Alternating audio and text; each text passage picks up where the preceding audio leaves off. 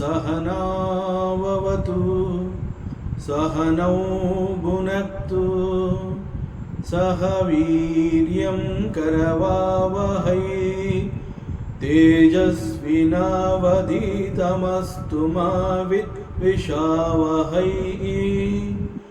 ॐ शान्ति शान्ति ಶಾಂತಿಃ. ಶ್ರೀಕೃಷ್ಣ ಸರ್ವೂ ನಿನ್ನ ಸೇವೆಯಾಗಲಿ ಸ್ವಾಮಿ.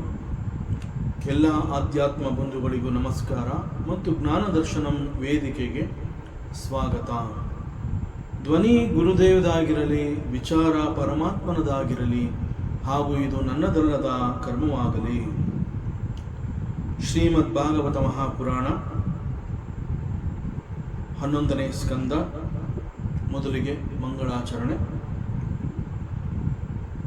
ಜನ್ಮಾದ್ಯಸ್ಯ ಯತೋನ್ಮಯಾದಿತರತಃ ಚಾರ್ತೇಷ್ವಭಿಘ್ನಸ್ವರಾಟ್ ತೇನೇ ಬ್ರಹ್ಮಹೃದಾಯ ಆದಿಕವಯೇ ಮುಹ್ಯಂತಿ ಯತ್ಸೂರಯಃ ತೇಜೋ ವಾರಿಮೃದಾಂ ಯಥಾ ವಿನಿಮಯೋ ಯತ್ರ ತ್ರಿಸರ್ಗೋ ಮೃಷಾ ದಾಮ್ನಾ ಸ್ವೇನ ಸದಾ ನಿರಸ್ತಕುಹಕಂ ಸತ್ಯಂ ಪರಂ ಧೀಮಹಿ. ನಾರಾಯಣಂ ನಮಸ್ಕೃತ್ಯ ನರಂ ಚೈವ ನರೋತ್ತಮಂ ದೇವೀಂ ಸರಸ್ವತೀಂ ವ್ಯಾಸಂ ತತೋ ಜಯಮುದೀರಯೇತ್ ತತೋ ಜಯಮುದೀರಯೇತ್. ಶ್ರೀಮದ್ ಭಾಗವತ ಮಹಾಪುರಾಣ 11ನೇ ಸ್ಕಂದ 22ನೇ ಅಧ್ಯಾಯ. ಈ 22ನೇ ಅಧ್ಯಾಯ ಇಟ್ ಟಾಕ್ಸ್ ಅಬೌಟ್ ದಿ ತತ್ವಗಳ ಸಂಖ್ಯೆ, ನಂಬರ್ ಆಫ್ ಫಿಲಾಸಫೀಸ್, ಹಾಗೂ ದಿ ನೇಚರ್, ಪ್ರಕೃತಿ ಮತ್ತು ಪುರುಷ, ಪ್ರಕೃತಿ ಮತ್ತು ಪುರುಷನ ಬಗ್ಗೆ ವಿಶ್ಲೇಷಣೆಯನ್ನು ಮಾಡಿರುವಂತಹದ್ದು. ಅಗೈನ್ ಇದು ಕೂಡ it's a dialogue between Uddhava and ಪರಮಾತ್ಮ Shrikrishna. So it is the Uddhava Gita is continuing. ಮತ್ತೆ ಮತ್ತೆ ಉದ್ಧವ ಅನೇಕ ಪ್ರಶ್ನೆಗಳನ್ನು ಮಾಡ್ತಾ ಬಂದಿದ್ದಾನೆ. ಪರಮಾತ್ಮ ಅವನ ಎಲ್ಲ ಪ್ರಶ್ನೆಗಳಿಗೂ ಉತ್ತರವನ್ನು ಕೊಟ್ಟಿದ್ದಾನೆ. ಪರಮಾತ್ಮ ಇಲ್ಲಿ ಒಂದು ಕಡೆ ಹೇಳ್ತಾನೆ, all of us we are all spirit bodies. Everyone has got a kind of spirit in him. So ಈ ರೀತಿಯಲ್ಲಿ ಪ್ರತಿಯೊಬ್ಬ ಮನುಷ್ಯ ಕೂಡ, ಇನ್ಫ್ಯಾಕ್ಟ್ ಪ್ರತಿಯೊಬ್ಬ ಮನುಷ್ಯ ಅಂತಂದಾಗ ಇಟ್ಸ್ ಟಾಕಿಂಗ್ ಅಬೌಟ್ ದೇಹ. ಸೊ ಪ್ರತಿಯೊಬ್ಬರು they are in a way connected to this universe through one self, Paramatma. And Paramatma, he continues, Druk Rupamarkam Vapuratna Randre Parasparam Siddhyate Yasvatah Ke Atma Yadesha Maparo Ya Adyaha Swayanubhutya Kila Siddha Siddhihi Evam Tvagadi Shravanadi Chakshuhu Jihvadi Nasadi Cha Chitta Yuktam. So ಇಲ್ಲಿ ಪರಮಾತ್ಮ 3 ಅಂಶಗಳನ್ನು ಇಟ್ಕೊಂಡು ಮತ್ತೆ ಮಾತನಾಡ್ತಾ ಇದ್ದಾನೆ. ಇಲ್ಲಿ 3 ಅಂಶಗಳು ಅಂತಂದರೆ, ಒಂದು ದೃಷ್ಟಿ, ಮತ್ತೊಂದು ದೃಕ್, and another is the reflected image. So ಹೀಗೆ ದೇರ್ ಆರ್ 3 ಡಿಫರೆಂಟ್ ಥಿಂಗ್ಸ್. ಉದಾಹರಣೆಗೆ ಈಗ ನಮ್ಮ ಕಣ್ಣೆದುರಿಗೆ ಒಂದು ವಸ್ತು ಇದೆ. Let us imagine that in front of us there is an object. ಆ ವಸ್ತು ಬಹುಶಃ ನನ್ನ ಕನ್ನಡಕದ ಬಾಕ್ಸ್ ಆಗಿರಬಹುದು. ಸೊ ನನ್ನ ಕನ್ನಡಕದ ಬಾಕ್ಸ್ ಅಂತ ಕೂಡಲೇ ನನಗೆ ಚೆನ್ನಾಗಿ ಅದರ ಪರಿಚಯ ಇರುತ್ತೆ. Because I keep using it to keep my specs. Almost ಪ್ರತಿದಿನ ಈ ಕನ್ನಡಕದ ಬಾಕ್ಸನ್ನು ನಾನು ಯೂಸ್ ಮಾಡ್ತಾ ಬಂದಿದ್ದೀನಿ. ಸೊ ನನ್ನ ಕಣ್ಣೆದುರಿಗೆ ಈಗ ಸದ್ಯಕ್ಕೆ ಇರುವಂತಹ ಒಂದು ವಸ್ತು ಅಂತಂದರೆ ಅದು ನನ್ನ ಕನ್ನಡಕದ ಪೆಟ್ಟಿಗೆ ಬಾಕ್ಸ್. ಆ ವಸ್ತುವನ್ನು ಗುರುತಿಸಿ ಅದನ್ನು ನಾನು ತಗೋಬೇಕೀಗ. ನನ್ನ ಕನ್ನಡಕನ ನಾನಲ್ಲಿ ವಾಪಸ್ ಇಡಬೇಕು ಅಂತ ಹೇಳಿ ಆ ಕನ್ನಡಕ ಬಾಕ್ಸ್ನ ನೋಡ್ತೀನಿ. ನೋಡಿದ ನಂತರದಲ್ಲಿ ಅದನ್ನು ನಾನು ತಗೋಬೇಕು ಅಂತ ಹೇಳಿ ತೀರ್ಮಾನ ಮಾಡ್ತೀನಿ. ಮೊಟ್ಟ ಮೊದಲಿಗೆ ನಾನು ಫಸ್ಟ್ ಥಿಂಗ್ ಏನು ಅಂತಂದರೆ I have to see that box. I should see that object. ಆ ಕನ್ನಡಕದ ಬಾಕ್ಸ್ ಅಂತ ಏನಿದೆ ಅದನ್ನು ನಾನು ನೋಡಬೇಕು.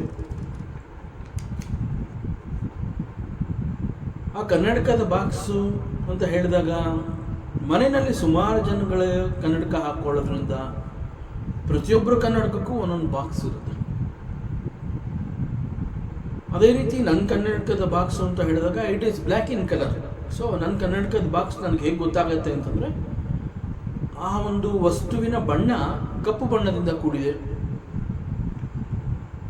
ಕಪ್ಪು ಬಣ್ಣದಿಂದ ಕೂಡಿದೆ ಮತ್ತು ಅದು ಬೇರೆ ಎಲ್ಲ ಕನ್ನಡಕದ ಬಾಕ್ಸ್ಗಿಂತ ಸ್ವಲ್ಪ ಡಿಫ್ರೆಂಟ್ ಲುಕ್. ಅದಕ್ಕೆ ಬೇರೆದೇ ಒಂದು ರೀತಿಯ ಒಂದು ರೂಪ ಇದೆ, ಗಾತ್ರ ಇದೆ.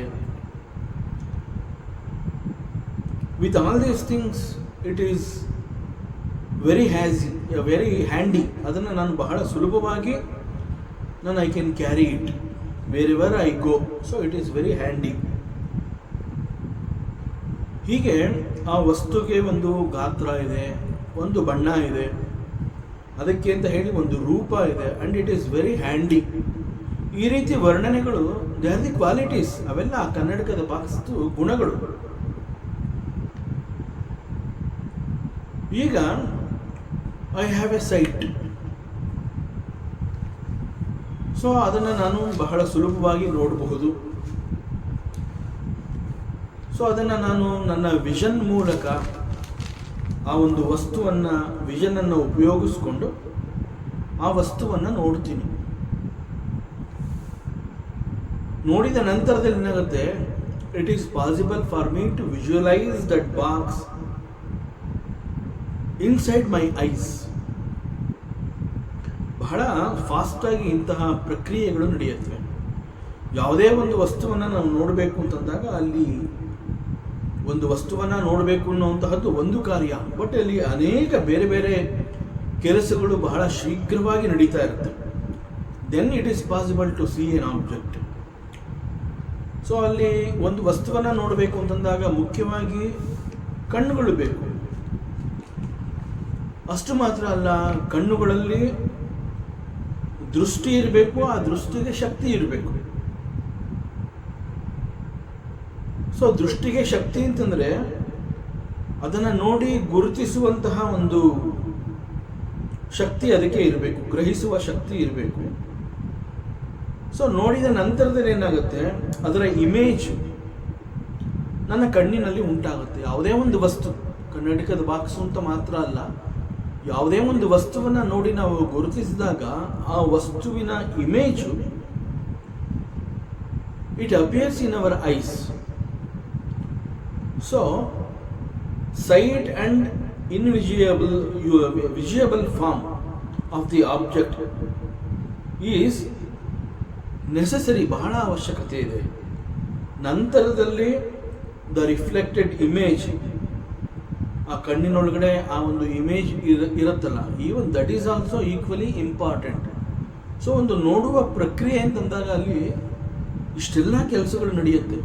ಸುಮ್ಮನೆ ಒಂದು ವಸ್ತುವನ್ನು ನಾವು ನೋಡ್ತೀವಿ, ನೋಡಿದ ಕೂಡಲೇ ನಾವು ಮಾತಾಡ್ತೀವಿ, ಬಟ್ ನಮ್ಮ ಕಣ್ಣು ಅದನ್ನು ನೋಡಿದಾಗ ಅಲ್ಲಿ ನಡೆಯುವಂತಹ ಪ್ರಕ್ರಿಯೆಗಳು ನಾವು ಕಲ್ಪನೆ ಮಾಡ್ಕೊಳ್ಳೋಕ್ಕೂ ಆಗದೇ ಇರೋಷ್ಟು ಫಾಸ್ಟಾಗಿ ಅಲ್ಲಿ ಅನೇಕ ರೀತಿಯಲ್ಲಿ ಅದು ಪ್ರೋಸೆಸ್ ಆಗುತ್ತೆ.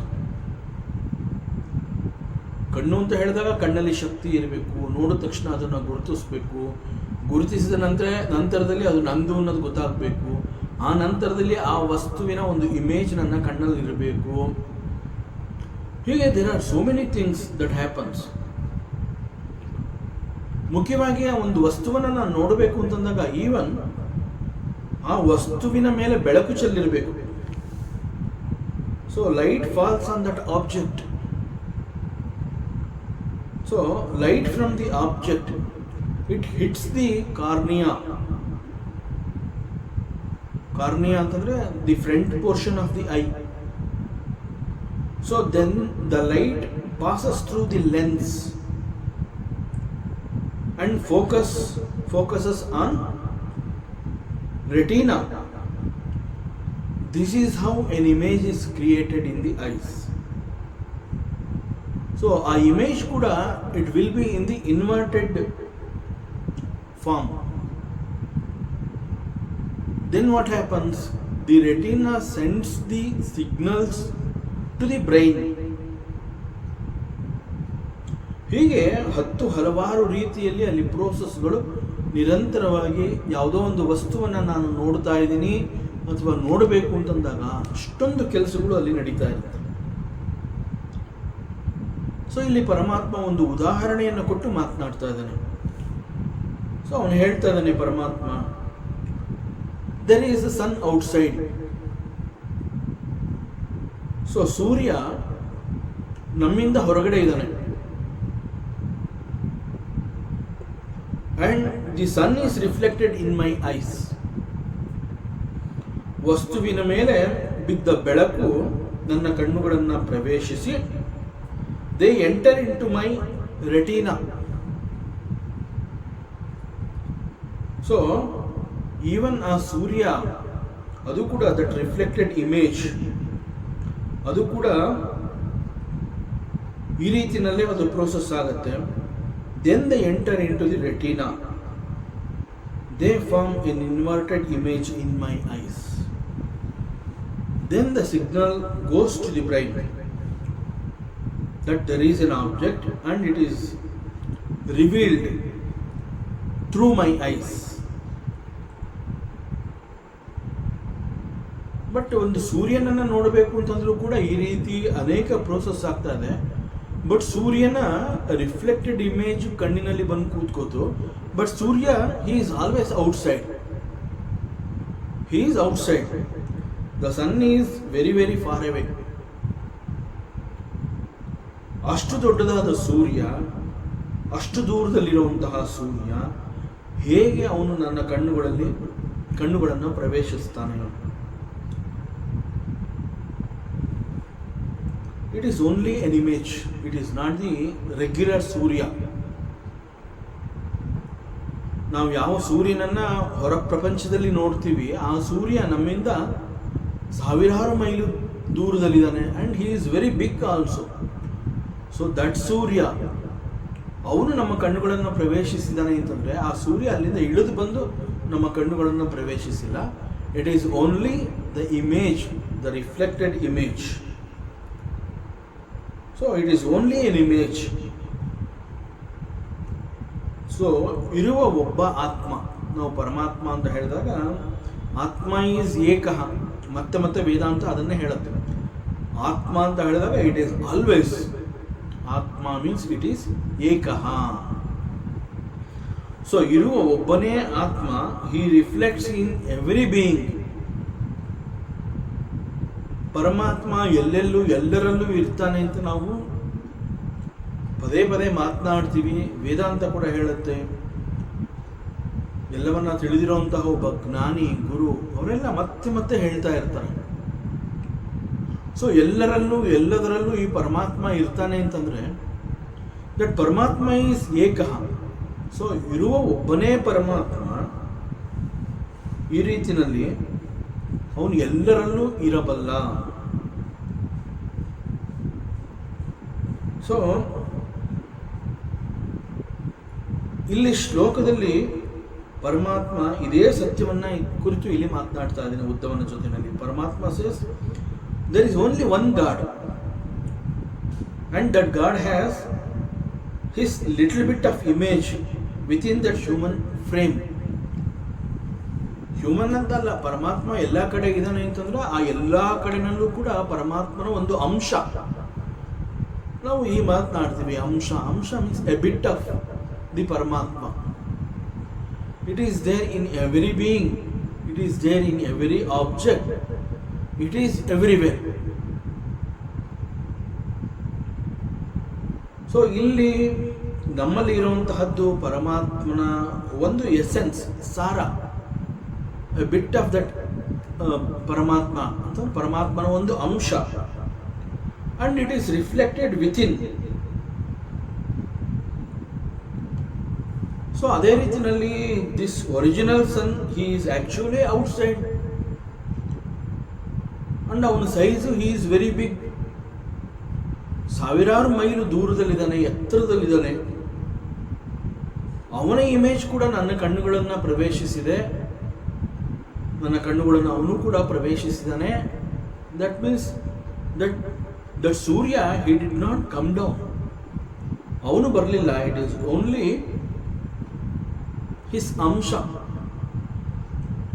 The essence, a bit of his amsha in the form of image that entered into our eyes. So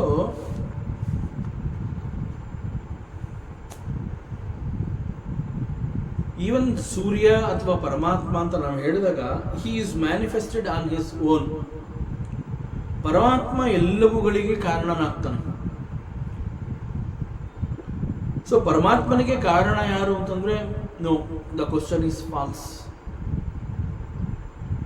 He is the causeless cause. So he is on his own. God is on his own.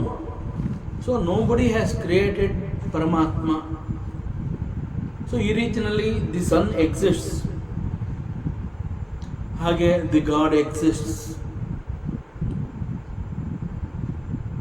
The supreme soul is the original cause of this creation. And we have all these ideas about creation. Creation ಅಥವಾ ಸೃಷ್ಟಿಯ ವಿಕಾಸ ಅಂತಂದಾಗ ನಾವು ಇವೆಲ್ಲವನ್ನು ನಾವು ಸಾಕಷ್ಟು ನೋಡಿದ್ದೀವಿ, ಕೇಳಿದ್ದೀವಿ, ಅರ್ಥ ಮಾಡ್ಕೊಂಡಿದ್ದೀವಿ. ಸೃಷ್ಟಿಯ ವಿಕಾಸ ಹೇಗೆ, ಪರಮಾತ್ಮ ಅವನ ಪಾತ್ರ ಏನು, ಈ ಸೃಷ್ಟಿಯನ್ನು ಹೊರತರೋದ್ರಲ್ಲಿ ಪರಮಾತ್ಮನ ಪಾತ್ರ ಏನು. ಸೊ ಪರಮಾತ್ಮ ಒಬ್ಬನೇ ಪರಮಾತ್ಮ ತನ್ನ ಸತ್ವಗುಣದ ಕಾರಣದಿಂದ he creates the ಸೃಷ್ಟಿ. The same Paramatma, because of the Rajoguna, he sustains the creation. And again the same Paramatma, with his Tamasa Guna,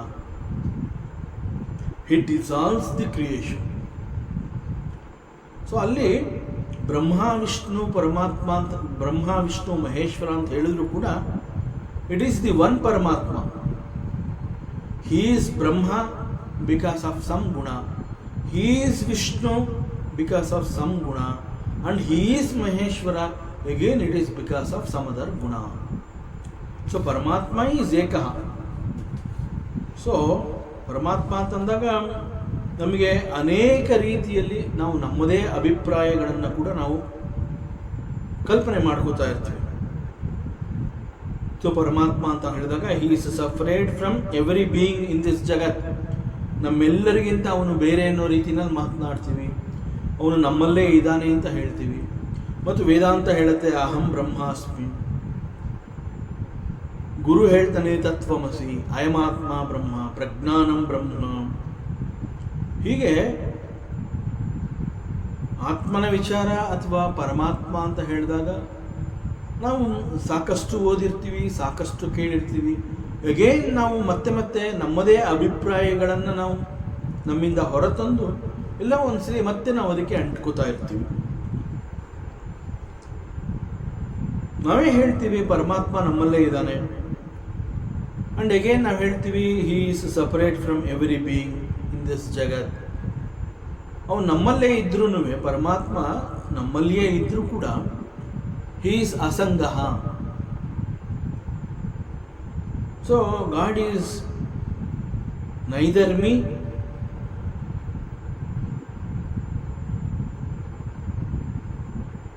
ಅಥವಾ ಪರಮಾತ್ಮ ಬೇರೆ ಯಾರೋ, ಹೀಗೆ ಅನೇಕ ರೀತಿಯ ಭಿನ್ನಾಭಿಪ್ರಾಯಗಳನ್ನು ಕೂಡ ನಾವು ನಮ್ಮ ಮನಸ್ಸಿನ ಮೂಲೆಯಲ್ಲಿ ತಂದ್ಕೋತಾ ಇರ್ತೀವಿ.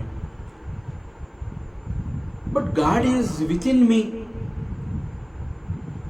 ಗಾಡ್ ಈಸ್ ವಿತಿನ್ ಮೀ ಅಂತಂದಾಗ we have to understand that God is within me means the reflection of the God is there in us.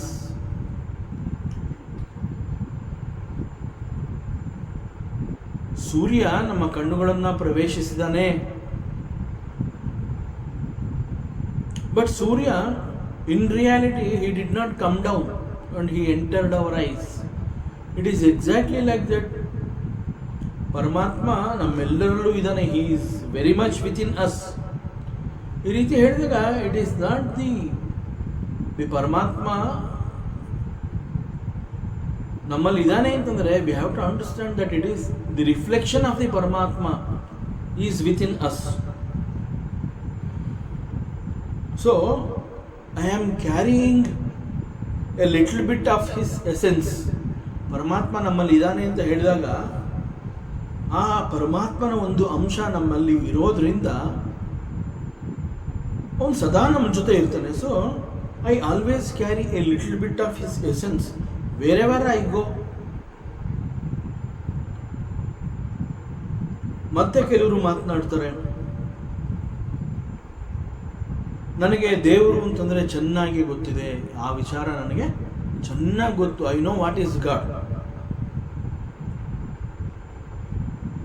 ಮತ್ತೆ ಕೆಲವರು ಹೇಳ್ತಾರೆ I have seen him, I have seen the god ಅಂತ ಹೇಳ್ತಾರೆ, ನಾನು ಪರಮಾತ್ಮನನ್ನ ನೋಡಿದ್ದೀನಿ ಅಂತ ಕೂಡ ಹೇಳ್ತಾರೆ. ಬಟ್ ದ ಟ್ರೂತ್ ಈಸ್ ಪರಮಾತ್ಮ ಎಲ್ಲೆಲ್ಲೂ ಎಲ್ಲದರಲ್ಲೂ ಎಲ್ಲರಲ್ಲಿಯೂ ಇದ್ದಾನೆ ಅಂತಂದರೆ ಅವನ ಅಂಶ, his essence are there everywhere.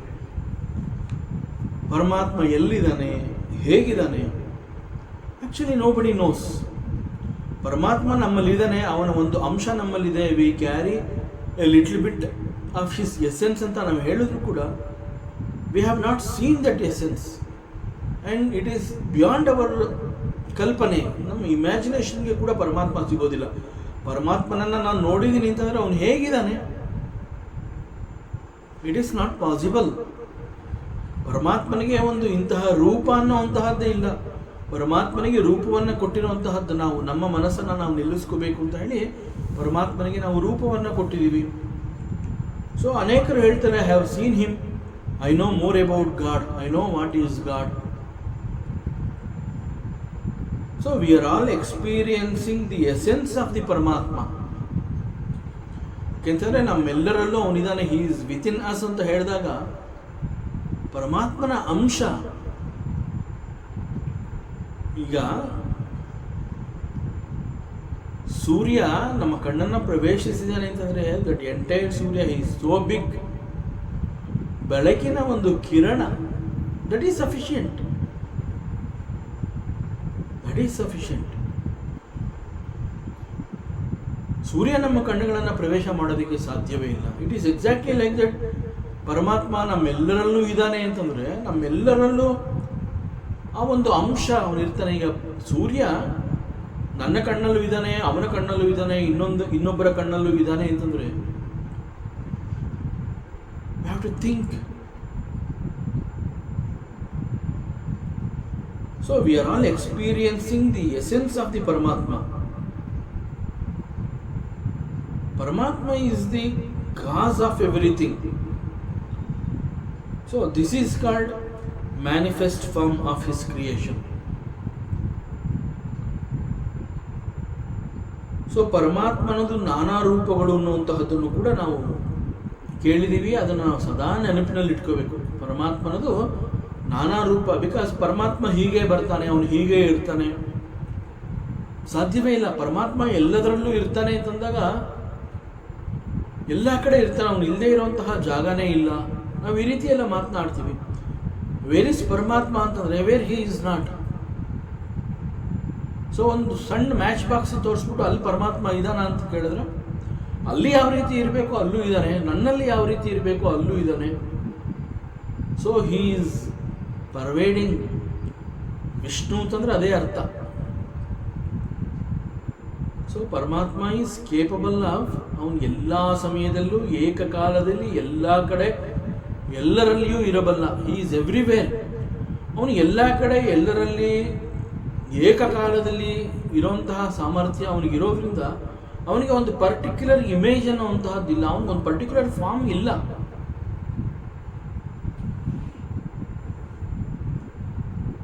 Because of this ಪರಮಾತ್ಮಂದು ನಾನಾ ರೂಪ. ಪರಮಾತ್ಮ ಯಾವ ರೂಪದಲ್ಲಿ ಬೇಕಾದ್ರೂ ಬರ್ತಾನೆ, ಹೇಗೆ ಬೇಕಾದ್ರೂ ಬರ್ತಾನೆ. ನಾವು ಈ ರೀತಿ ಮಾತನಾಡ್ತೀವಿ, but we have to think ನಾವು ಏನು ಮಾತನಾಡ್ತಾ ಇದ್ದೀವಿ, ಅದರಲ್ಲಿ ಅರ್ಥ ಏನಿದೆ. ನಾವು ಯಾರಿಗೂ ಹೇಳ್ತೀವಿ ಪರಮಾತ್ಮ ಹೇಗೆ ಬೇಕಾದ್ರೂ ಬರ್ಬೋದಪ್ಪ, ನೀನು ಬಿಹೇವ್ ಪ್ರಾಪರ್ಲಿ ಅಂತೀವಿ. ಸೊ ನಾವು ಆ ರೀತಿ ಇನ್ನೊಬ್ರಿಗೆ ಹೇಳಿರ್ತೀವಿ, but we have to think. ಅವನು ಹೇಗೆ ಬೇಕಾದ್ರೂ ಬರ್ತಾನೆ ಅಂತಂದರೆ ನಾವು ಏನು ಮಾತನಾಡ್ತಾ ಇದ್ದೀವಿ. You have to think. So ಪರಮಾತ್ಮನದು ನಾನಾ ರೂಪ ಅನ್ನುವಂತಹದ್ದನ್ನು ನಾವು ಸದಾ ನೆನಪಿನಲ್ಲಿ ಇಟ್ಕೋಬೇಕು. ಮತ್ತು ವೇದಾಂತ ಒಂದು ಕಡೆ ಹೇಳುತ್ತೆ, ಬಹಳ ಸ್ಪಷ್ಟವಾಗಿ ಹೇಳುತ್ತೆ, ಸಿ ಎವ್ರಿಥಿಂಗ್ ಈಸ್ ಪರಮಾತ್ಮ.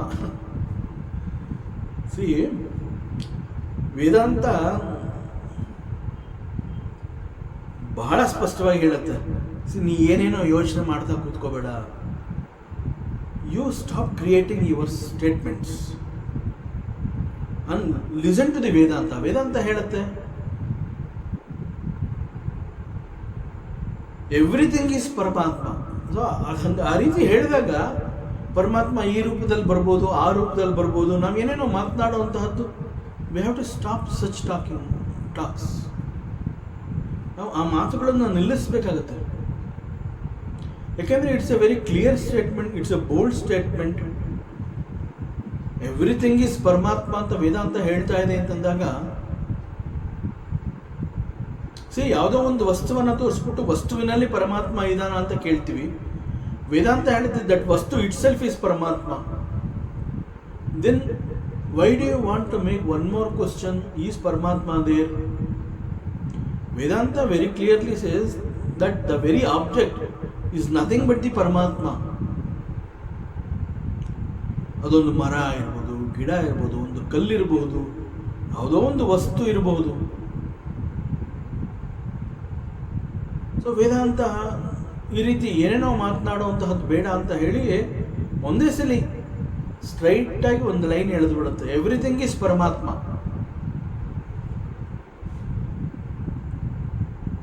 ಮತ್ತು ಇನ್ನೇನು ನಾವು ಮಾತನಾಡಬಾರ್ದು ಅಂತ ಅದು ಇಟ್ ವಿಲ್ ಕಂಟಿನ್ಯೂ ಅನ್ಸೆ. ಪರಮಾತ್ಮನನ್ನು ಹೊರತುಪಡಿಸಿದ್ರೆ ಇಲ್ಲಿ ಬೇರೆ ಇನ್ನೇನು ಇಲ್ಲ.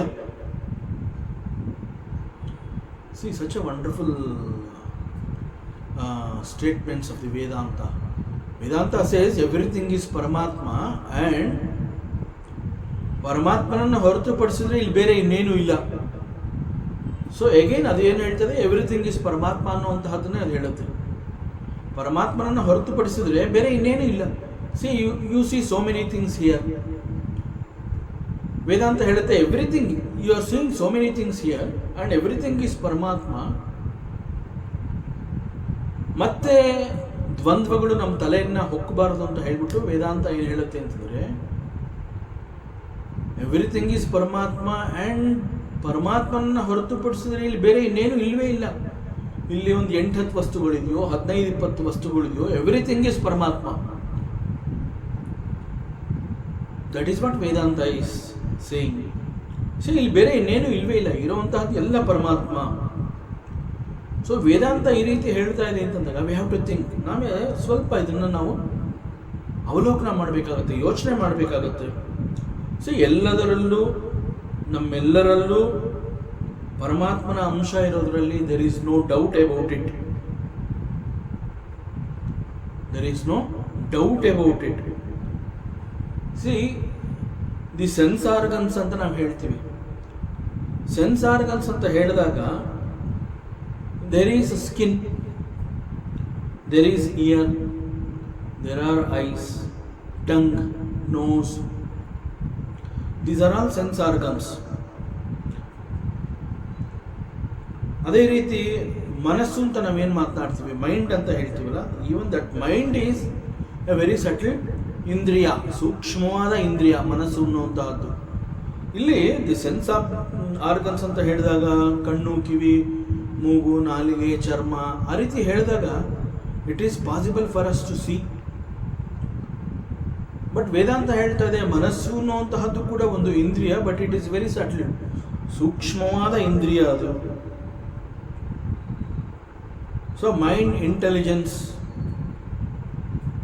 ಚಿತ್ತ, ahankara, the false ego, these are called the conditioned consciousness.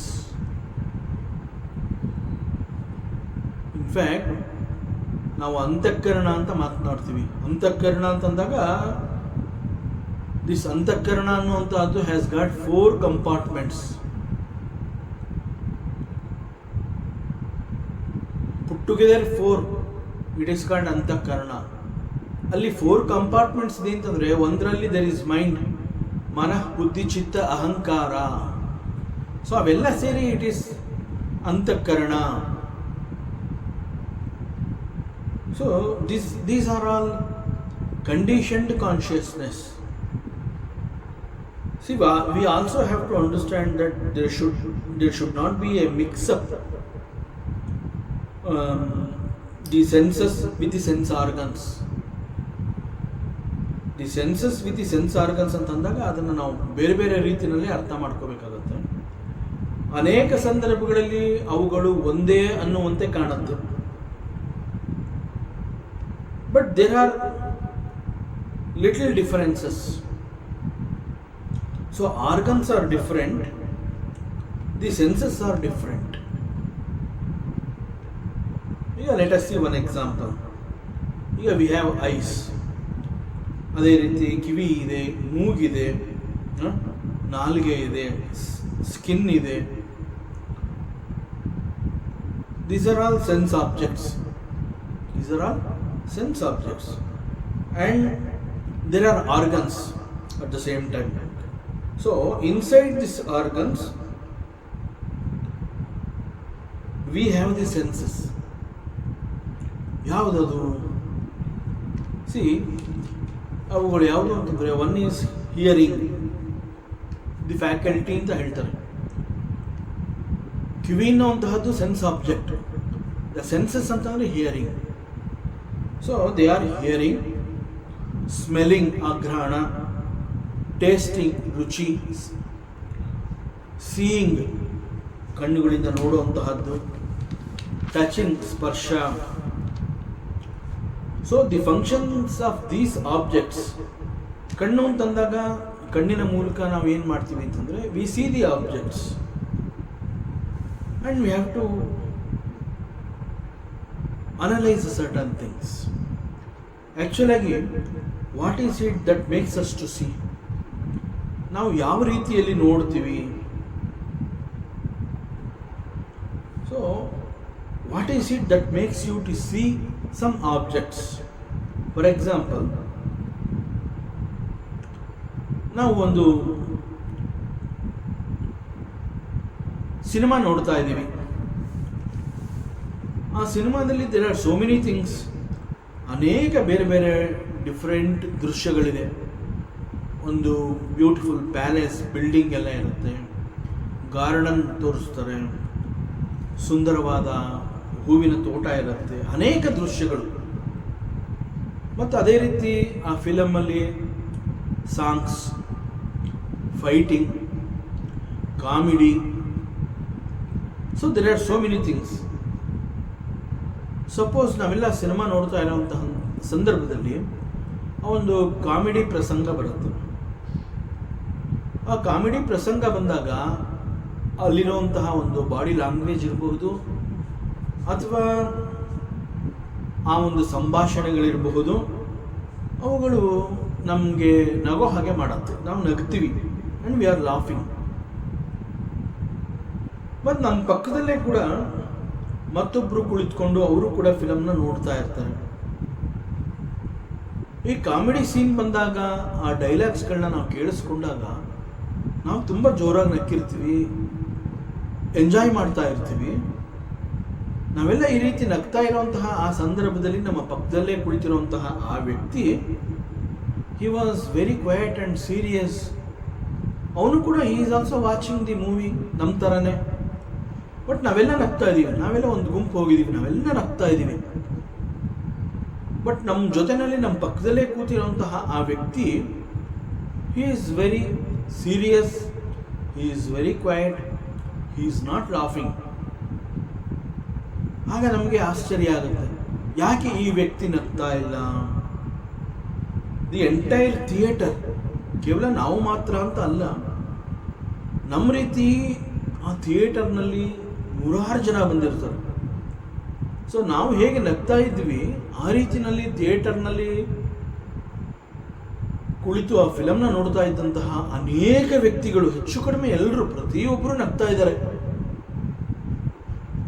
But particularly this person is not laughing. ಆಗ ಅಲ್ಲಿ 2 ಕಾರಣಗಳು, ಎರಡು ಕಾರಣಗಳಿರಬಹುದು. ಒಂದು, the senses are not working ಅಂತಂದರೆ, ಏನು ಒಂದು ಕಾಮಿಡಿ ಸೀನನ್ನು ಡೈಲಾಗ್ ಡೆಲಿವರಿ ಮಾಡಬೇಕಾದ್ರೆ ಅವನು ಏನು ಮಾತನಾಡಿರ್ತಾನೆ ಆ ಕಮಿಡಿಯನ್ನು, ಆ ಶಬ್ದಗಳು ನಮ್ಮ ಕಿವಿಗೆ ಬಿದ್ದಾಗ ನಾವು ಅದನ್ನು ಕೇಳಿಸ್ಕೊಂಡು ಅದರ ಜೊತೆ ನಾವು ಇಂಟರ್ಯಾಕ್ಟ್ ಮಾಡಿ ನಾವು ನಗ್ತಾ ಇದ್ದೀವಿ. ಬಟ್ ಅದೇ ಶಬ್ದಗಳು ಇವನು ಕೂಡ ಕೇಳಿಸಿ, ಹಿ ಹಸ್ ಗಾಟ್ ಇಯರ್ಸ್. ಸೊ ಆ ಶಬ್ದಗಳು ಅವನ ಮೇಲೆ ಯಾವ ಪ್ರಭಾವವನ್ನು ಕೂಡ ಮಾಡಲಿಲ್ಲ. ಸೊ ಅವನ ಕಿವಿನಲ್ಲಿ ಏನೋ ದೋಷ ಇರಬಹುದು. So he is not hearing it properly, so he cannot here. So ಅಲ್ಲಿ ಏನು ಡೈಲಾಗ್ಸ್ಗಳು, ಏನು ಮಾತುಕತೆಗಳಾಗ್ತದೆ ಅದನ್ನು ಅವನು ಸರಿಯಾಗಿ ಕೇಳಿಸ್ಕೋತಾ ಇಲ್ಲ. ಅದರ ಜೊತೆಗೆ ಬಹುಶಃ ನಮ್ಮಿಂದ ಸ್ವಲ್ಪ ದೂರದಲ್ಲಿ ಆ ಫಿಲಮ್ದು ಸ್ಕ್ರೀನ್ ಇರುತ್ತೆ, ಆ ಸ್ಕ್ರೀನಲ್ಲಿ ಫಿಲಮ್ ಓಡ್ತಾ ಇರುತ್ತೆ, ಆ ಸ್ಕ್ರೀನ್ ಮೂಲಕ ನಾವು ಫಿಲಮ್ನ ನೋಡ್ತಾ ಇದ್ದೀವಿ. ಸೊ ನಮ್ಮಿಂದ ದೂರದಲ್ಲಿ ಕುಳಿತಿರುವಂತಹ ವ್ಯಕ್ತಿಗೆ ಬಹುಶಃ ದೂರದಲ್ಲಿರುವಂತಹ ವಸ್ತು ಕ್ಲಿಯರ್ ಆಗಿ ಕಾಣಿಸದೇ ಇರಬಹುದು. ಒಂದು ಕಿವಿಯ ದೋಷ ಇರಬಹುದು, he may not be able to hear it properly, ಅದು ಒಂದು ದೋಷ ಇರ್ಬೋದು. ಅದೇ ರೀತಿ ದೂರದಲ್ಲಿರುವಂತಹ ಕೆಲವು ದೃಶ್ಯಗಳನ್ನು he may not see it properly. See he has got both ears and eyes. ಕಣ್ಣುಗಳು ಇದೆ, ಕಿವಿಗಳು ಇದೆ. ಕಣ್ಣುಗಳಲ್ಲೂ ದೋಷ ಇರಬಹುದು, ಅದೇ ರೀತಿ ಕಿವಿಗಳಲ್ಲೂ ದೋಷ ಇರಬಹುದು. Because of this problem, because of the doshas that are there in the senses, that hearing or seeing, that faculty is not working properly for him. So ಅವನು ಅದನ್ನು ಅರ್ಥ ಮಾಡ್ಕೊಳ್ಳೋಕ್ಕೆ ಆಗ್ತಾ ಇಲ್ಲ. ಸೊ ನಾವೆಲ್ಲ ನಗ್ತಾ ಇದ್ರು ಕೂಡ ಅವನು he was sitting very quiet and seriously watching the movie. ನೋಡಿದವರಿಗೆ ಅವನು ಫಿಲಮ್ನ ನೋಡ್ತಾ ಇದ್ದಾನೆ ಅಂತಲೇ ಅನಿಸುತ್ತೆ. ಆ ರೀತಿ ಬಹಳ ಗಂಭೀರವಾಗಿ ನಾವೆಲ್ಲ ಹೇಗೆ ಫಿಲಮ್ನ ನೋಡ್ತಾ ಇದ್ದೀವಿ ಕೂತ್ಕೊಂಡು, ಆ ರೀತಿಯಲ್ಲಿ ಅವನು ಕೂಡ ಕೂತ್ಕೊಂಡು ಫಿಲಮ್ನ ನೋಡ್ತಾ ಇದ್ದಾನೆ. ಬಟ್ ಅವನಿಗೆ ಯಾವೊಂದು ದೃಶ್ಯ ಕೂಡ ಸ್ಪಷ್ಟವಾಗಿ ಕಾಣಿಸ್ತಾ ಇಲ್ಲ. ಸೊ ಕಣ್ಣಿನ ಆ ನೋಟದಲ್ಲಿ ದೋಷ ಇರಬಹುದು. ಮತ್ತೊಂದು ದೋಷ ಅಂತಂದರೆ ಆ ಡೈಲಾಗ್ಸ್ಗಳನ್ನ ಅವನು he is not able to hear it properly. So ಅವನಿಗೆ ಅದು ಅರ್ಥ ಆಗ್ತಾ ಇಲ್ಲ. ಈ ಕಾರಣದಿಂದ ಅಲ್ಲಿ ಇಂತಹ ಒಂದು ಕಾಮಿಡಿ ಸೀನ್ ಬಂದರೂ ಕೂಡ ಆ ಪ್ರಸಂಗವನ್ನು ನಾವೆಲ್ಲ ಎಂಜಾಯ್ ಮಾಡಿದ್ದೀವಲ್ಲ, ಆ ರೀತಿಯಲ್ಲಿ ಅವನು ಎಂಜಾಯ್ ಮಾಡೋಕ್ಕೆ ಆಗಲಿಲ್ಲ. ಅದೇ ರೀತಿ ಒನ್ ಮೋರ್ ಎಕ್ಸಾಂಪಲ್. ಸಿ, ಮನೆ ಮುಂದೆ ಮಕ್ಕಳು ಆಟ ಆಡ್ತಾ ಇದ್ದಾರೆ. ಇಟ್ಸ್ ಎ ಸಮ್ಮರ್, ತುಂಬ ಜನ ಮಕ್ಕಳು ಸೇರಿದ್ದಾರೆ, ಹೊರಗಡೆ ಬಿಸಿಲು. ಸೊ ಮಕ್ಕಳಿಗೆ ಒಂದು ಕ್ಲಿಯರ್ ಇನ್ಸ್ಟ್ರಕ್ಷನ್ಸ್ ಕೊಟ್ಟಿರ್ತೀವಿ, ಬಿಸಿಲಲ್ಲಿ ಹೋಗಬಾರ್ದು, ನೆರಳಲ್ಲೇ ಆಟ ಆಡಬೇಕು. ನಮಗೆ ನಿದ್ದೆ ಬರ್ತಾ ಇದೆ, ನಿದ್ದೆ ತಡೆಯೋಕ್ಕಾಗ್ತಾ ಇಲ್ಲ, we want to sleep. So ನಾವೇನು ಹೇಳ್ತೀವಿ ಮಕ್ಕಳಿಗೆ, ನೀವು ಆಟ ಆಡ್ತಾ ಇದ್ದೀರಲ್ಲ, ಬಾಗಿಲು ಎಳ್ಕೊಡಿ, close the door. We give clear instructions to those kids. ಆ ಮಕ್ಕಳಿಗೆ ಹೇಳ್ತೀವಿ, ಬಾಗಿಲು ಎಳ್ಕೊಳ್ಳಿ, ಬಾಗಿಲು ಹಾಕ್ಕೊಳ್ಳಿ, ನೀವು ಬಾಗಿಲು ಹಾಕ್ಕೊಂಡು ನೀವು ಆಟ ಆಡಿ, ನನಗೆ ಒಳಗಡೆ ಸೌಂಡ್ ಕೇಳಿಸ್ತಾ ಇದೆ, I am not able to sleep. ಆ ಮಕ್ಕಳು ಇತ್ತ ಕಡೆ ಗಮನನೇ ಇಲ್ಲ. ಇನ್ನೂ ಒಂದ್ಸಲಿ ಹೇಳ್ತೀನಿ ನಾನು, ಈ ಮಕ್ಕಳ ಬಾಗಿಲು ಎಳ್ಕೊಳ್ಳಿ, ಬಾಗಿಲು ಹಾಕ್ಕೊಳ್ಳಿ ನೀವು ಹೊರಗಡೆಯಿಂದ, ಇಲ್ಲಾಂದರೆ ನನಗೆ ಒಳಗಡೆ ಡಿಸ್ಟರ್ಬ್ ಆಗುತ್ತೆ, ನನಗೆ I am not able to sleep properly. So ಈ ರೀತಿ ನಾನು 2 ಸಲ ಅವ್ರನ್ನ ರಿಕ್ವೆಸ್ಟ್ ಮಾಡ್ತೀನಿ, ಅವರಿಗೆ ಗದರ್ತೀನಿ, ಇನ್ಸ್ಟ್ರಕ್ಷನ್ಸ್ ಕೊಡ್ತೀನಿ.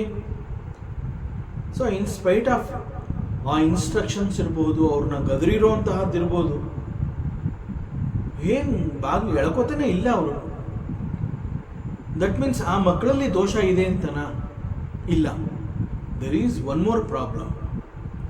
ಮಕ್ಕಳಲ್ಲಿ ಯಾವುದೇ ರೀತಿಯ ದೋಷ ಇಲ್ಲ. ಆ ಮಕ್ಕಳುಗಳು ಬೇರೆ ಬೇರೆ ಮಕ್ಕಳುಗಳ ಜೊತೆ ಸೇರಿ ಅವುಗಳೆಲ್ಲ ಮಾತಾಡ್ಕೋತಾ ಇದ್ದಾರೆ. ಒಬ್ಬ ಮಾತಾಡೋದು ಇನ್ನೊಬ್ಬಂಗೆ ಕೇಳಿಸ್ತಾ ಇದೆ, ಇವನು ಮಾತಾಡೋದು ಅವನು ಕೇಳಿಸ್ತಾ, ದೇರ್ ಆಲ್ ಇಂಟರ್ಆಕ್ಟಿಂಗ್.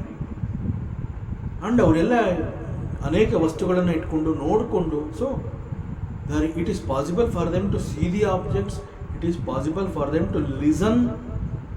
ಸೊ ಅವ್ರಿಗೆಲ್ಲ ಇಂದ್ರಿಯಗಳು, ಎಲ್ಲ sense organs, sense objects, everything is working properly.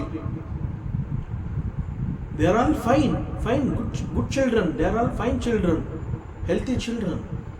But ನಾನು ಬಾಗಿಲು ಎಳ್ಕೊಳ್ಳಿ ಅಂತ ನಾನು 2 ಸಲ ಕ್ಲಿಯರ್ ಇನ್ಸ್ಟ್ರಕ್ಷನ್ಸ್ ಕೊಟ್ಟರು ಅವ್ರು ಎಳ್ಕೋತಾ ಇಲ್ಲ, ಬಾಗಿಲು ಹಾಕೋತಾ ಇಲ್ಲ. That means there is no dosha in the kivi or in the kannu. Their attention is somewhere else. They are not paying attention to my words, my instructions. ಅವರು ನನ್ನ ಮಾತುಗಳಿಗೆ ಗಮನವನ್ನು ಕೊಡ್ತಾ ಇಲ್ಲ. That is the problem. So the problem ಏನು ಅಂತಂದರೆ, they have to pay the attention. See, ನಮ್ಮ ಎಲ್ಲ ಇಂದ್ರಿಯಗಳ ಹಿಂದೆ ಆ ಇಂದ್ರಿಯಗಳು ವರ್ಕ್ ಮಾಡಿ ಅದನ್ನು ಅದು ಈ ರೀತಿ ಅಂತ ತಿಳಿಸುವಂತಹದ್ದು is the mind.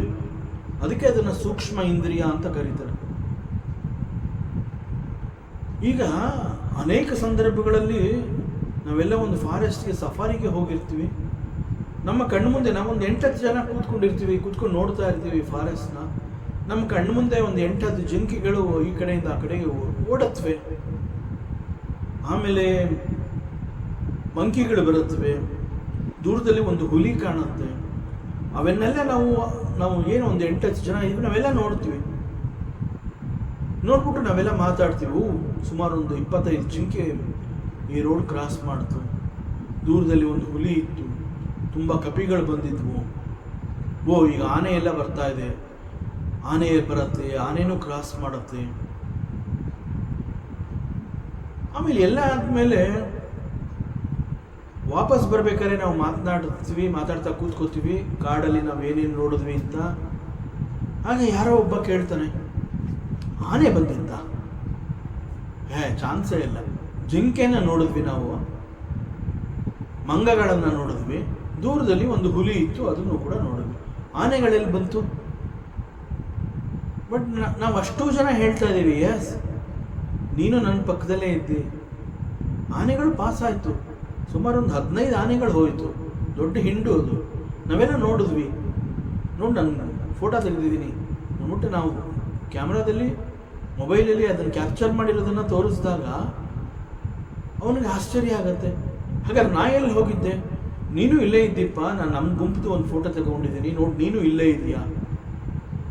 That means ಆ ಸಂದರ್ಭದಲ್ಲಿ, ಆನೆಗಳು ಪಾಸ್ ಆಗ್ತಾ ಇರುವಂತಹ ಸಂದರ್ಭದಲ್ಲಿ ಇವನ ಮನಸ್ಸು ಎಲ್ಲೋ ಬೇರೆ ಕಡೆ ಇತ್ತು.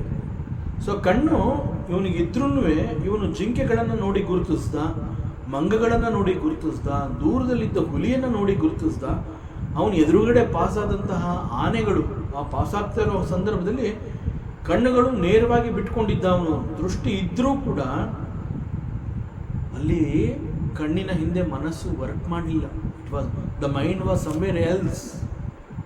ಸೊ ಅವನು ಎಷ್ಟೇ ನಾನು ನೆನಪು ಮಾಡ್ಕೋತೀನಿ ಅಂತ ಈಗ ನೆನಪು ಮಾಡ್ಕೊಳ್ಳೋ ಪ್ರಯತ್ನ ಪಟ್ಟರು, he missed it. That is why ಮನಸ್ಸು ಅಂತ ಹೇಳಿದಾಗ ಅದನ್ನು ಸೂಕ್ಷ್ಮವಾದ ಇಂದ್ರಿಯ, ಸೊ ಎಲ್ಲ ಈ ಎಲ್ಲ ಸೆನ್ಸಸ್ ಆ್ಯಂಡ್ ದಿ ಸೆನ್ಸ್ ಆಬ್ಜೆಕ್ಟ್ಸ್ಗಳು ಅವುಗಳೆಲ್ಲ ನೀಟಾಗಿ ತಮ್ಮ ತಮ್ಮ ಕಾರ್ಯಗಳನ್ನು ಬಹಳ ಚೆನ್ನಾಗಿ ಮಾಡಬೇಕು ಅಂತಂದಾಗ ಅಲ್ಲಿ there must be attention, that is the mind must be there. So ಅಲ್ಲಿ ಮನಸ್ಸು ಇರಬೇಕು. So this mind which is going to process what actually is heard, what actually is seen, what exactly with the other senses and the sense organs also. ಅದು ಕಣ್ಣಿಂದಿರಬಹುದು, ಕಿವಿದಿರಬಹುದು. So ಎಲ್ಲದರ ಹಿಂದೆ ಆ ಮನಸ್ಸು ಇರಬೇಕು. So ಮನಸ್ಸು then it will process. So ನಮ್ಮೆಲ್ಲ ಇಂದ್ರಿಯಗಳ ಹಿಂದೆ there is mind. That is why it is possible to understand and react according to the situations. Fast reflex ಅಂತ ಹೇಳ್ತೀವಿ ಅಲ್ವಾ.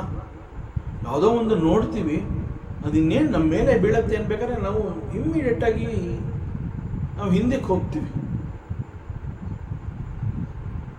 ಅಷ್ಟು ಫಾಸ್ಟಾಗಿ ನಾವು ಹಿಂದಕ್ಕೆ ಹೋಗದೇ ಇದ್ದರೆ ಆ ಪರ್ಟಿಕ್ಯುಲರಾಗಿ ಅದೇನೋ ಒಂದು ನಮ್ಮ ಮೇಲೆ ಬೀಳ್ತಿತ್ತು, ಏನೋ ಒಂದು ಆಗ್ತಾ ಇತ್ತು. ಸೊ ಅಷ್ಟು ಫಾಸ್ಟಾಗಿ ವರ್ಕ್ ಮಾಡೋದಕ್ಕೆ ಹೇಗೆ ಸಾಧ್ಯ ಅಂತಂದರೆ ಆ ಸಂದರ್ಭದಲ್ಲಿ ಆ ಸಿಚುವೇಶನಲ್ಲಿ ಅದು ಕಣ್ಣಿಂದ ಇರಬಹುದು, ಕಿವಿಯಿಂದ ಏನೋ ಕೇಳಿಸ್ಕೊಂಡಾಗ ಆಗಿರಬಹುದು, ಏನೋ ಒಂದು ಒಟ್ಟಿನಲ್ಲಿ ಅವುಗಳ ಹಿಂದೆ ಮೈಂಡ್ ಅಲರ್ಟ್ ಆಗಿ ಇದ್ದಿದ್ದರಿಂದ ಅದು ನಮಗೆ ಎಚ್ಚರಿಕೆ ಕೊಡ್ತದೆ. So according to the situations we react. So ನಮಗೆ ಯಾವಾಗಲೂ ಒಂದು ಫಾಲ್ಸ್ ಈಗೋ ಇರುತ್ತೆ. ನಾನು, ನನ್ನದು ಮತ್ತು ನನಗೆ, and we are bound by this. Because of this false ego we are bound. ನಾವು ಈ ಫಾಲ್ಸ್ ಈಗೋ ಅನ್ನುವಂತಹದನ್ನ ಪಕ್ಕಕ್ಕೆ ಇಟ್ಟು ಪ್ರಪಂಚವನ್ನು ನಾವು ನೋಡಬೇಕು. With ahankara, if you see the world, you cannot understand the world. Where there is no ahankara, you will appreciate the beauty of the nature. So ಅಹಂಕಾರವನ್ನು ಪಕ್ಕಕ್ಕಿಟ್ಟು ಪ್ರಪಂಚವನ್ನು ನೋಡಿದಾಗ we understand the beauty of the jagat. So the goodness that exist in each of us, and the goodness and the beauty that exist in each and everything of this jagat. So ನಮ್ಮಲ್ಲಿರುವಂತಹ goodness, ಹೊರ ಪ್ರಪಂಚದಲ್ಲಿರುವಂತಹ goodness, ಅವುಗಳು ಬೆರಿಬೇಕು. Then one can appreciate the beauty of this jagat. It is only because ನಾವು ಯಾವುದೋ ಒಂದು ವಸ್ತುವನ್ನು ನೋಡಿ ಆ ವಸ್ತುವನ್ನು ನಾವು ಅಪ್ರಿಷಿಯೇಟ್ ಮಾಡ್ತೀವಲ್ಲ. ವೈ ವಿ ಅಪ್ರಿಷಿಯೇಟ್ ಅಂತಂದರೆ ಬಿಕಾಸ್ ದೆರ್ ಈಸ್ ಡಿವಿನಿಟಿ. ಆ ಡಿವಿನಿಟಿನ ನಾವು ಅರ್ಥ ಮಾಡ್ಕೊಂಡಿದ್ದೀವಿ. That is why we appreciate. ಈಗ ಸಡನ್ನಾಗಿ ಯಾವುದೋ ಒಂದು ವ್ಯಕ್ತಿಯ ಮೇಲೆ ನಾವು ಕೋಪ ಮಾಡ್ಕೋತೀವಿ. ಇನ್ಫ್ಯಾಕ್ಟ್ ಆ ವ್ಯಕ್ತಿಯಲ್ಲೂ ಕೂಡ ಪರಮಾತ್ಮ ಇದ್ದಾನೆ. ಆದರೂ ಆ ಸಂದರ್ಭದಲ್ಲಿ ಬಿಕಾಸ್ ಆಫ್ ದಿ ಫಾಲ್ಸ್ ಈಗೋ ಯಾವುದೋ ಒಂದು ಸಣ್ಣ ತಪ್ಪಿನ ಕಾರಣದಿಂದಾಗಿ ನಾವು ಅವನನ್ನು ಬೈದಿರ್ತೀವಿ, ಆಗ ಕೋಪ ಬಂದಿರುತ್ತೆ. We cannot see the divinity which is ಅಲ್ಲಿ ಅವನಲ್ಲಿ ಇದ್ದರೂ ಕೂಡ ನಾವು ಆ ಒಂದು ಡಿವಿನಿಟಿಯನ್ನು ನಾವು ಗುರುತಿಸೋದಕ್ಕೆ ಆಗೋದಿಲ್ಲ. ಯಾಕೆ ಅಂತಂದರೆ it is we are carrying this false ego. So if you want to appreciate the beauty of this jagat, and if you want to appreciate the divinity of any object, so ahankaravana pakkಕ್ಕೆ ಇಡಬೇಕು ನಾವು.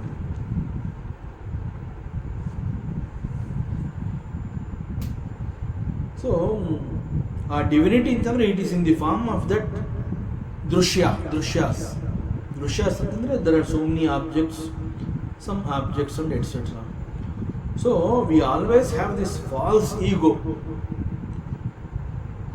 ಇದು ನಾನು, ಇದು ನಂದು, ಇದು ನನಗೆ, ನನ್ನ ಕಾರಣದಿಂದ ನನಗೆ ಮಾತ್ರ.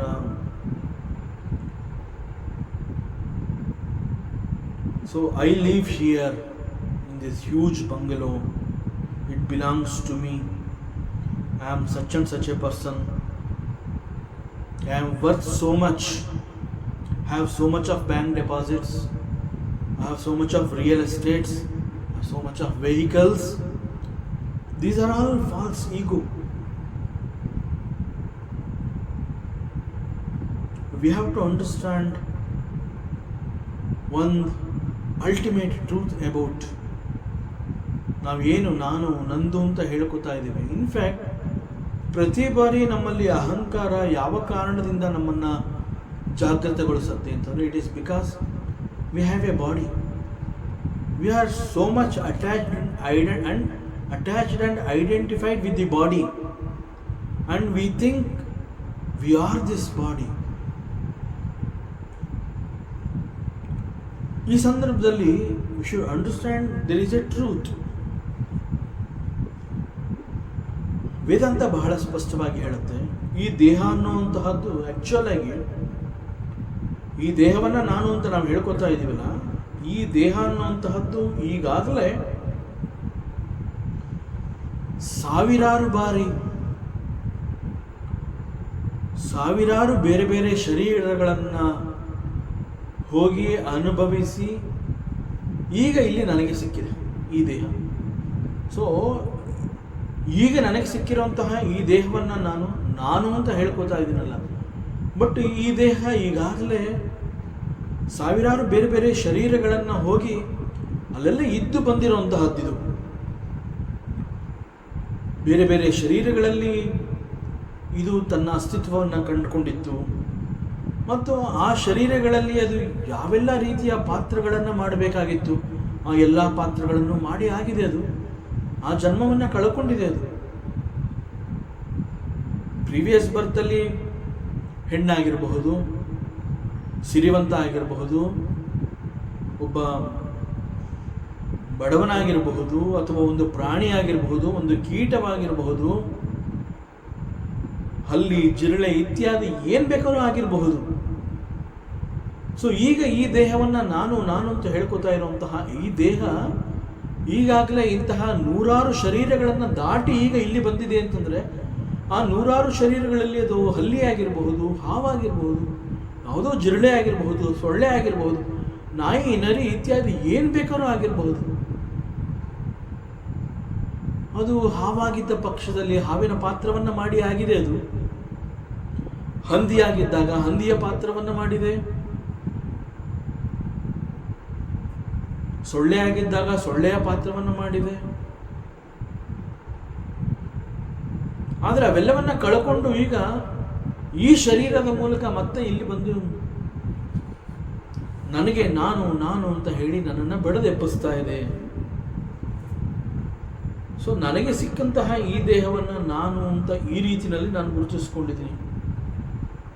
But very conveniently we forget this truth. This ದೇಹ ಈಗಾಗಲೇ ಈ ರೀತಿ ಅನೇಕ ಬೇರೆ ಬೇರೆ ಶರೀರಗಳನ್ನು ಹೊಕ್ಕಿ ಬಂದಿದೆ.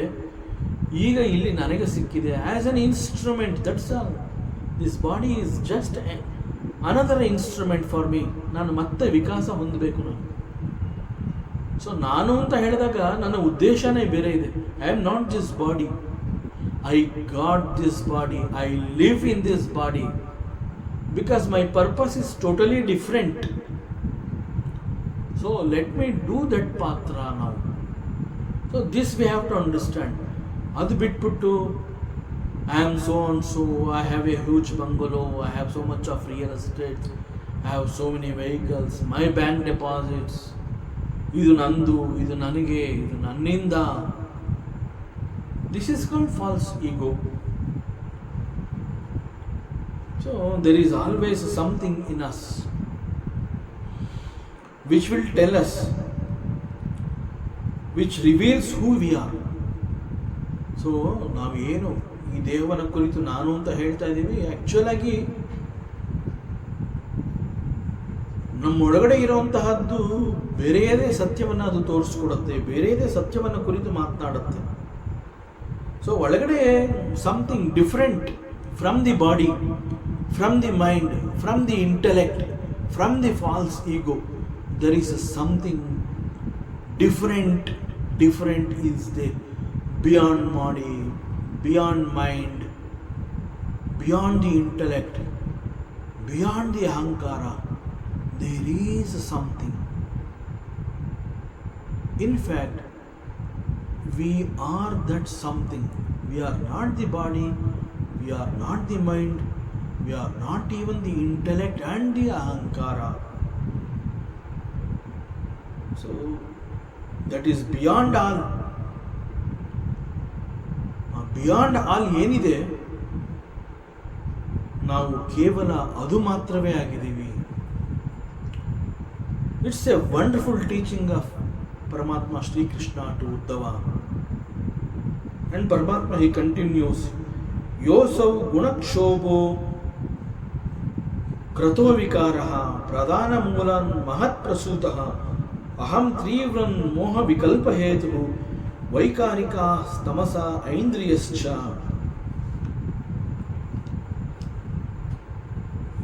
ಈ ಪ್ರಕೃತಿಯನ್ನು ನಾವು ಪ್ರೈಮಾರ್ಡಿಯಲ್ ನೇಚರ್ ಅಂತ ಹೇಳ್ತೀವಿ. ಇಟ್ ಮೀನ್ಸ್ ಪ್ರಕೃತಿ ಮೀನ್ಸ್ ಸ್ವಭಾವ. ಆ್ಯಕ್ಚುಲ್ ಆಗಿ ನೇಚರ್ ಅಂತ ಹೇಳ್ತೀವಿ. ಪ್ರಕೃತಿ ಅಂತಂದಾಗ ಅದನ್ನು ನಾವು ಇಂಗ್ಲೀಷಲ್ಲಿ ಹೇಳ್ಬೇಕಾದ್ರೆ ನೇಚರ್ ಅಂತೀವಿ. ಅಗೇನ್ ನೇಚರ್ ಅಂತಂದ್ರೆ ಇಟ್ ಈಸ್ ಸ್ವಭಾವ. So primordial nature. ಇಲ್ಲಿ ವಾಟ್ ಟೈಪ್ ಆಫ್ ಸ್ವಭಾವ ಇಟ್ ಈಸ್ ಕಾಲ್ಡ್ ಆದಿಸ್ವರೂಪದ ಸ್ವಭಾವ. ಮಹತ್ತತ್ವ ಇಸ್ ಬಾರ್ನ್ ಔಟ್ ಆಫ್ ಪ್ರಕೃತಿ. ಮಹತ್ತತ್ವ, ವಾಟ್ ಈಸ್ ಮಹತ್ತತ್ವ? ಬಹಳ ಸರಳವಾಗಿ ಹೇಳಬೇಕು ಅಂತಂದರೆ it is one more another great philosophy. ಮಹತ್ ಮೀನ್ಸ್ ಗ್ರೇಟ್, ತತ್ವ means philosophy. So this is another wonderful great philosophy. So ಮಹತ್ತತ್ವ ಅಂತ ಹೇಳಿದಾಗ we have to understand that this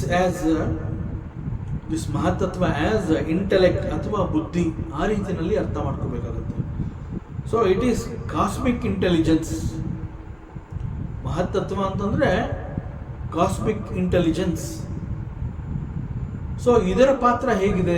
what is its role? Its role is like a source of thought.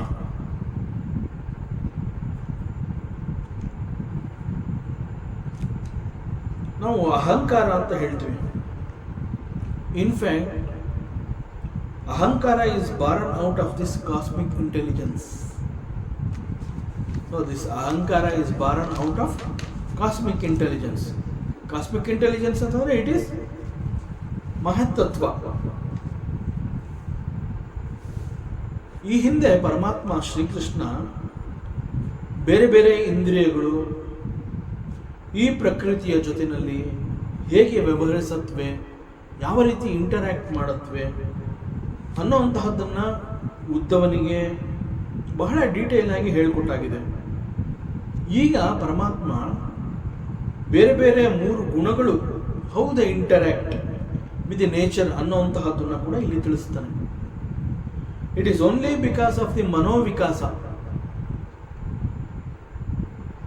Again ಮನೋವಿಕಾಸ ಅಂತಂದರೆ actual ಆಗಿ ನಾವೇನು transformation ಅಂತ ನಾವು ಮಾತನಾಡ್ತೀವಿ ಅದು ಮನೋವಿಕಾಸ. So it is only because of the manovikasa these 3 gunas they interact with the nature. Again ಇಲ್ಲಿ 3 ಗುಣಗಳು ಯಾವುದು ಅಂತಂದರೆ sattva, rajas and tamo. So these gunas they interact with the nature. ಮುಖ್ಯವಾಗಿ ಇಲ್ಲಿ ಪರಮಾತ್ಮ ಹೇಳ್ತಾ ಇರುವಂತಹದ್ದು how they are interacting with the nature, ಅದನ್ನು ಕುರಿತು ಇಲ್ಲಿ ಪರಮಾತ್ಮ ಹೇಳ್ತಿದ್ದಾನೆ. ಮೊದಲಿಗೆ ಮನಸ್ಸಿನಲ್ಲಿ ಉಂಟಾಗುವಂತಹ ಒಂದು ಅಜಿಟೇಷನ್, ಉದ್ವಿಗ್ನತೆ ಅಂತ ನಾವು ಹೇಳ್ತೀವಿ. ಸೊ ಮನಸ್ಸಿನಲ್ಲಿ ಉಂಟಾಗುವಂತಹ ಒಂದು ಉದ್ವಿಗ್ನತೆಯ ಕಾರಣದಿಂದ there are chances that there will be a transformation in the false ego. That means gunas are activated. So udvignatege karanane because of the gunas. So the gunas are activated, and because of the gunas ಅಲ್ಲಿ ಒಂದು ಉದ್ವಿಗ್ನತೆ ಅನ್ನುವಂತಹದ್ದು ಉಂಟಾಯಿತು. Again ಉದ್ವಿಗ್ನತೆ ಅಂತಂದರೆ ಮನೋವಿಕಾಸ, transformation. So ಅದರ ಕಾರಣದಿಂದ this transformation ಅನ್ನುವಂತಹದ್ದು ಈ falls ಈಗೋನ ಮೇಲೆ ಹೆಚ್ಚು ಪ್ರಭಾವವನ್ನು ಅದು ಬೀರಿದೆ. So again there are 3 types of gunas. One is sattva, rajas and tamas. So sattva is goodness. It is also called sattvic. And rajas is connected to action. Again, why Manusha he participates in action antandre, through actions he wants to fulfill certain types of desires. He wants something from the outer world. So ಹೊರ ಪ್ರಪಂಚದಲ್ಲಿರುವಂತಹ ಯಾವುದೋ ಕೆಲವುಗಳು ಬೇಕು ಅನ್ನೋಂತಹದ್ದು ಅವನ ಮನಸ್ಸಿನಲ್ಲಿ ಆ ಬಯಕೆಗಳು ಉಂಟಾಗಿದೆ ಅಥವಾ ಆಸೆಗಳು ಹುಟ್ಟಿದೆ. See, it is not for the sattvic guna. It is because he has got the rajoguna. A desire is born in his mind that I want this particularly, ಒಂದು ಬೇಕು. ಸೊ ಆಗ ಅವನ ಮನಸ್ಸು ಚಡಪಡಿಸಲಿಕ್ಕೆ ಶುರು ಮಾಡುತ್ತೆ. He cannot keep quiet. So ಮನಸ್ಸಿನ ಪರಿಸ್ಥಿತಿ ಅವಸ್ಥೆ ಹೇಗಿರುತ್ತೆ ಅಂತಂದರೆ, ಟಿಲ್ ಐ ಗೆಟ್ ದಟ್ ನನಗೆ ನೆಮ್ಮದಿ ಇಲ್ಲ. ಸೊ ಇದು ಹಿ ಡಿಕ್ಲೇರ್ಸ್, ನನಗೆ ಅದು ಬೇಕೇ ಬೇಕು, ಅದು ಸಿಗೋವರೆಗೆ ನನಗೆ ನೆಮ್ಮದಿ ಇಲ್ಲ. ಸೊ ಇಂತಹ ಒಂದು ಆಸೆ ಅವನ ಮನಸ್ಸಿನಲ್ಲಿ ಉಂಟಾಗುತ್ತೆ. And it is because of the rajoguna. So ಅವನೀಗ ಸುಮ್ಮನೆ ಅಂತೂ ಕೂತಿಲ್ಲ, ಮನಸ್ಸು ಚಡಪಡಿಸ್ತಾ ಇದೆ, ಅದು ಬೇಕೇ ಬೇಕು. ಬಟ್ ಹೇಗೆ ಪಡ್ಕೊಳ್ಳೋದಕ್ಕೆ ಸಾಧ್ಯ? ಅದು ಪಡ್ಕೋಬೇಕು ಅಂತಂದರೆ he has to perform some karmas.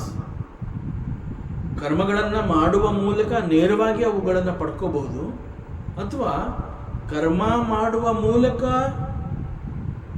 he gets some money and he pays and buy that product. ಒಟ್ಟಿನಲ್ಲಿ ಐದರ್ ಅವನು ದುಡ್ಡು ಕೊಟ್ಟು ಪರ್ಚೇಸ್ ಮಾಡ್ತಾನೋ ಅಥವಾ ಕರ್ಮಗಳನ್ನು ಮಾಡುವ ಮೂಲಕ ಅವನೇ ಆ ಒಂದು ಬಯಕೆಯನ್ನು ರೆಡಿ ಮಾಡ್ಕೋತಾನೋ, ತನಗೆ ಸಿಗೋ ಹಾಗೆ ಮಾಡ್ಕೋತಾನೋ. It depends on the nature of the aase. So ಒಟ್ಟಿನಲ್ಲಿ ರಜೋಗುಣದಿಂದ ಇರುವಂತಹ ವ್ಯಕ್ತಿಯ ಮನಸ್ಸಿನಲ್ಲಿ ಒಂದು ಆಸೆ ಹುಟ್ಟಿದೆ ಅಂತಂದಾಗ ಅವನಿಗೆ there is no other way, short cut ಇಲ್ಲ. He has to participate in karmas. So he is always doing something or the other to fulfil his desires. ಯಾಕೆ ಅಂತಂದರೆ ರಜೋಗುಣಿಗಳದ್ದು ಮತ್ತೊಂದು ಗುಣ ಹೇಗೆ ಅಂತಂದರೆ, ಅವರಲ್ಲಿ ಒಂದು ಬಯಕೆ ಅನ್ನುವಂತಹದ್ದು ಈಡೇರಿದ ನಂತರದಲ್ಲಿ ಮರುಕ್ಷಣದಲ್ಲಿ ಆ ಮೈಂಡ್ ಅನ್ನುವಂತಹದ್ದು ಮತ್ತೊಂದರ ಬಳಿಗೆ ಹೋಗಿ ಆಗಿರುತ್ತದೆ. ಇಲ್ಲಿಯವರೆಗೆ ನನಗೆ ಇಂಥದ್ದು ಬೇಕು ಅಂತ ಹೇಳಿರೋ ಅದೇ ಮನಸ್ಸು ಅದನ್ನು ಪಡೆದುಕೊಂಡ ನಂತರದಲ್ಲಿ ಅದನ್ನು ಬಿಟ್ಟು ಮತ್ತೊಂದು ದಿಕ್ಕಿನಲ್ಲಿ ಇನ್ನೊಂದು ವಸ್ತುವಿಗಾಗಿ ಅದು ಹಾರಿ ಹೋಗಿರುತ್ತೆ.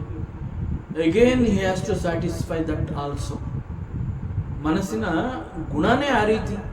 ಸೊ ಒಂದು ಡಿಮ್ಯಾಂಡ್ಸ್ ಅಥವಾ ದ ಲಿಸ್ಟ್ ಆಫ್ ಡಿಸೈರ್ಸ್ ಅದು ಮುಗಿಯೋದೇ ಇಲ್ಲ. ಅದು ಒಂದಾದ್ಮೇಲೆ ಒಂದು ಬರ್ತಾನೆ ಇರುತ್ತೆ. ಸೊ ರಜೋಗುಣಿಗಳಂತಂದರೆ always they are doing something or the other, they cannot keep quiet. So this is ರಜೋಗುಣ.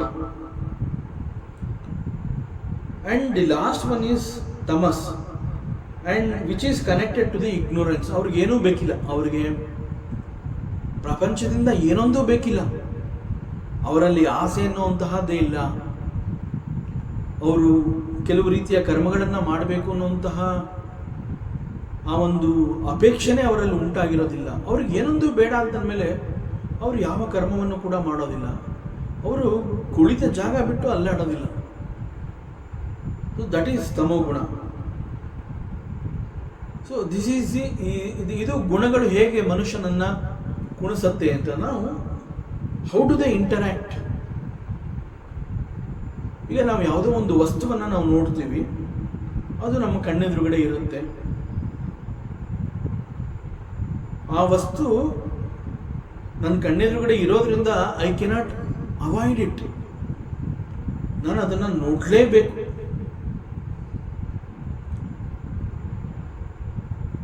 ಒಂದು ವಸ್ತು ಇದೆ ಅಂತ ಗೊತ್ತಾದ ಮೇಲೆ ನೋಡದೇ ಇರೋದಕ್ಕೂ ಕೂಡ ಸಾಧ್ಯ ಇಲ್ಲ. ಅದು ನೋಡೋವರೆಗೂ ಹೇಗೇನು ಒಂದು ರೀತಿಯ ಚಡಪಡಿಕೆ. ಅದು ಸಾತ್ವಿಕ ಇರಬಹುದು, ರಾಜಸಿಕ ಇರಬಹುದು, ಅಥವಾ ತಮೋಗುಣ ಇರಬಹುದು. ಒಟ್ಟಿನಲ್ಲಿ ಕಣ್ಣೆದುರುಗಡೆ ಒಂದು ವಸ್ತು ಇದೆ ಅಂತಂದಾಗ ಅದನ್ನು ನಾವು ಗಮನಿಸ್ತೀವಿ. ಗಮನಿಸಿದ ನಂತರದಲ್ಲಿ ಅಲ್ಲಿ ಆಕ್ಟಿವಿಟೀಸ್ ಬೇರೆ ಬೇರೆ ರೀತಿಯಲ್ಲಿ ಉಂಟಾಗುತ್ತೆ. ಒಟ್ಟಿನಲ್ಲಿ there is no problem in seeing an object. So ಈಗ ನಮ್ಮ ಕಣ್ಣೆದುರುಗಡೆ ಇಂತಹ ಒಂದು ವಸ್ತು ಇದೆ ಅಂತ ಗೊತ್ತಾದಾಗ ಆ ವಸ್ತುವನ್ನು ಈ ಮೂರೂ ರೀತಿಯ ಗುಣಗಳನ್ನು ಹೊಂದಿರುವಂತಹ ಬೇರೆ ಬೇರೆ ವ್ಯಕ್ತಿಗಳು ಅದನ್ನು ನೋಡಿದಾಗ ಅವರಲ್ಲಿ ರಿಯಾಕ್ಷನ್ಸ್ ಹೇಗಿದೆ, ಅವ್ರು ಹೇಗೆ ಇಂಟರ್ಯಾಕ್ಟ್ ಮಾಡ್ತಾರೆ, ಹೇಗೆ ಅವರ ಮೇಲೆ ಈ ಗುಣಗಳ ಪ್ರಭಾವ ಬೀಳುತ್ತೆ. ಮತ್ತಷ್ಟು ವಿಚಾರಗಳಿದೆ, ಮುಂದಿನ ಅವಕಾಶದಲ್ಲಿ ಮತ್ತೆ ಮುಂದುವರಿಸೋಣ.